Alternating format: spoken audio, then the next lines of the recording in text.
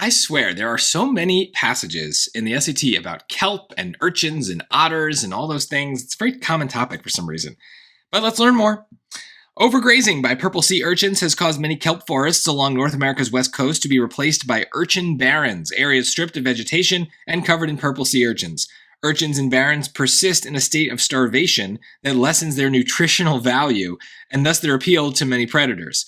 Sarah Graveham and colleagues placed sunflower sea stars, a once abundant predator species suffering massive population declines in recent years, in aquariums that each contained a nutritionally poor and a nutritionally rich purple sea urchin. The researchers found that the sea stars selected the nutritionally rich urchin in 42.7% of trials and the nutritionally poor urchin in 37.5% of trials, suggesting that, yeah, they what were we talking about before? They prefer,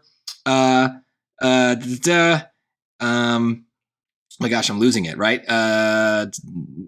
They are, yeah, here.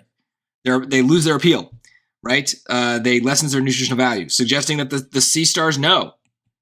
The stars choose the yummy ones. I don't know, something like that.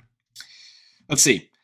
Which choice logically completes the test? Suggesting that sunflower sea stars are willing to hunt sea urchins, but if given a choice, they will prey on other more nutritious marine animals. No, not other animals. They're only trying to see the sea urchins, so no.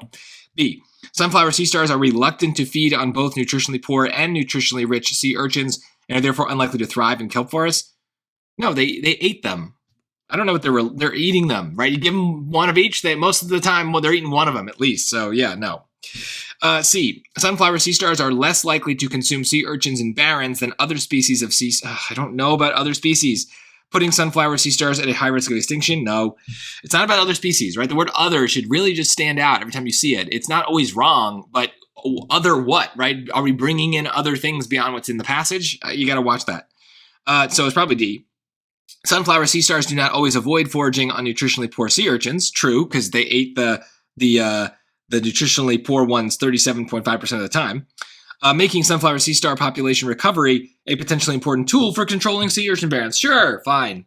I would have never come up with that myself as like a dumb summary that like, hey, we should use the sea stars to solve this problem.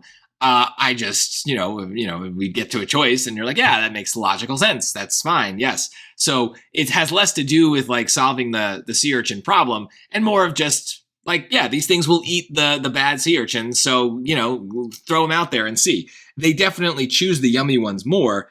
But I love wording like this. They do not always avoid it. That is a slightly more complicated way of saying they sometimes do it. Right? The sunflower sea stars sometimes forage on nutritionally poor sea urchins. Yes, 37.5% of the time. So they'll eat those things, right? This ends up being a pretty easy question. I think it's pretty easy to get a dumb summary out of this, and then it really pretty easy to connect the dots.